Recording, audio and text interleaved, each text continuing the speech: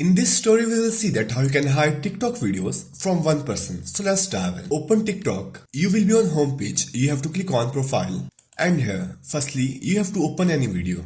Like I will open this one, and here there are two methods to hide TikTok videos from that person. So the first method is click on these three dots, and here if you swipe this window, you will see here privacy settings. Once you tap on that, by default this post will be visible. It will be on everyone, but if this person is not your friends or follower on TikTok, you can set your privacy settings to friends. By doing this particular post will not visible to that person. So this is the first way to hide the video. Let's move on to second method. From profile, if you click on home, and here you will see this search. Click on that, and here you have to search that person. So I will search this. Here it is. I will open it, and simply if you click on this share icon, you will see here block button. Click on that, and this person will be blocked. These are the two ways to hide TikTok videos from one person in just few easy steps.